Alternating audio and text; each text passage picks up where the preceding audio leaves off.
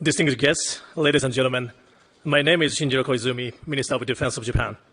First of all, I would like to express my sincere gratitude for the invitation to the Munich Security Conference, which is one of the most prestigious and influential platforms for international security. In Japan, as you said, the election was held on Sunday, which turned out to be a historic victory for our ruling party. Even during the two-week election campaign period, Japan-UK summit meeting was held in Japan, where both leaders concurred that the security of the Indo-Pacific and the Euro-Atlantic is inseparable. On a personal note, this is my first time participating in Munich Security Conference. I was born and raised in Yokosuka, a town that embodies the indivisible nature of the Indo-Pacific and Euro-Atlantic security. Indeed, it was in Yokosuka last year where President Trump and Prime Minister Takaichi stood together aboard a U.S. aircraft carrier to address the world. In addition, ships of like-minded countries in Europe have frequently visited Yokosuka, including Germany, France, Netherlands, Spain, and Norway. Recently, from August to September last year, the UK carrier strike group led by HMS Prince of Wales also made a port call. As a native of Yokosuka, my presence here at the Munich Security Council Conference to deliver a speech as Minister of Defense is a testament to the fact that the security of both regions is inseparable. I would like to once again express my gratitude to everyone involved in the MSC for the precious opportunity. Today, I would like to focus on 3 points. First, Japan's initiatives in security policy. Second, our security concerns and Japan's fundamental stance. And third, further strengthening of cooperation with ally and like-minded countries. First, Japan's efforts in security policy. The rule of law, freedom of navigation, respect for sovereignty. Over the 80 years since the Second World War, the very foundations that have underpinned the international order are being tested by real-world actions. This is the situation we are now facing. Russia's aggression against Ukraine in 2022 demonstrated that the crisis in one region is directly linked to global security.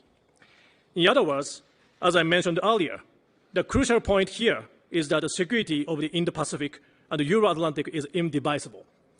Attempts to unilaterally change the status quo by force must never be tolerated. That is why Japan does not view Ukraine as a distant European problem. Countries surrounding Japan continue opaque military buildup, and the regional military balance has been greatly and rapidly evolving.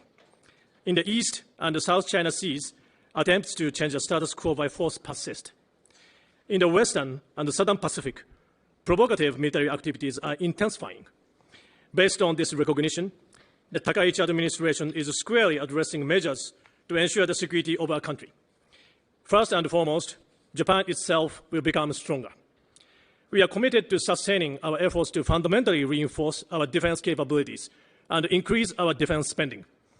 With last year's supplementary budget, we achieved a level of defense spending at 2% of GDP ahead of the original schedule. Immediately after taking office last October, Prime Minister Takaichi directed an accelerated revision of Japan's national security strategy.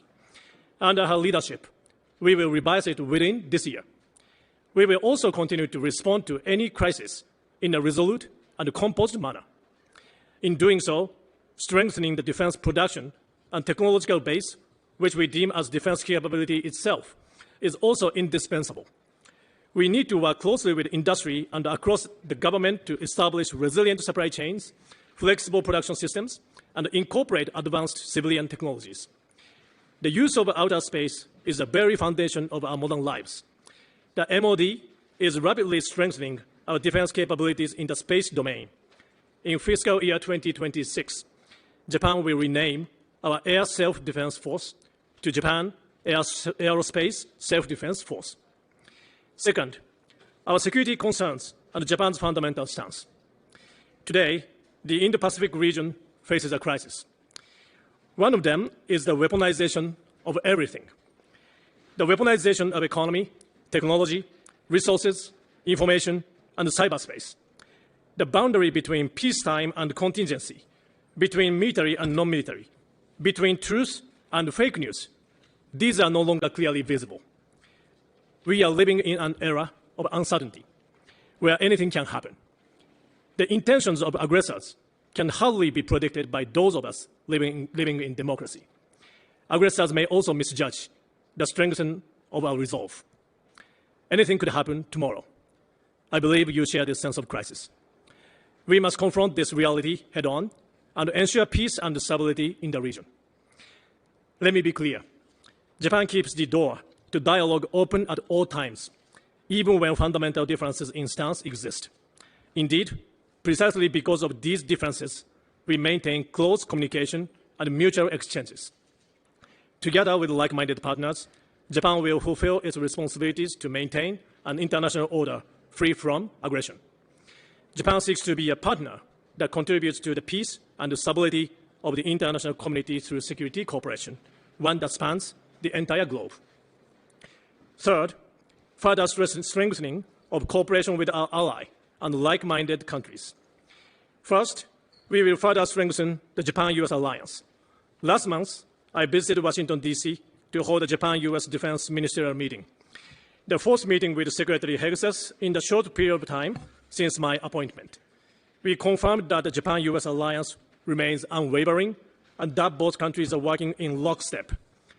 The Japan-US alliance has evolved to contribute to stabilizing the global security environment. For example, even at US AFRICOM here in Germany, our self-defense forces personnel is dispatched to facilitate coordination between the US forces and the Japan self-defense forces.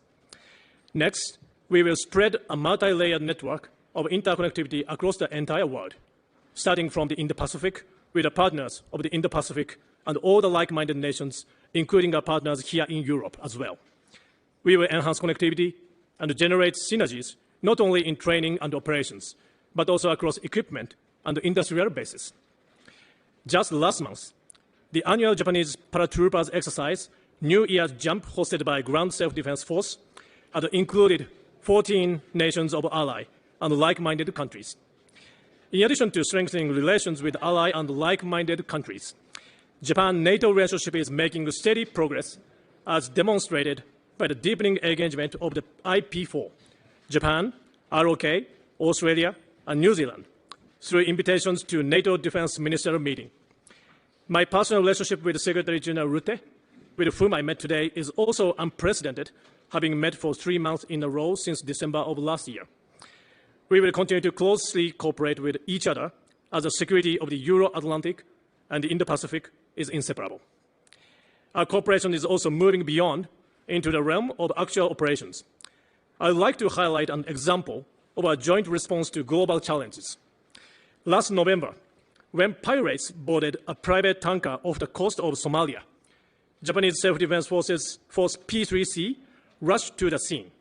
Based on from the intelligence provided by the SDF, the maritime forces of the EU and others safely rescued the crew, and the hijacking attempt was thwarted. In terms of defense equipment cooperation, the next generation fighter is being developed through a partnership between Japan, UK, and Italy.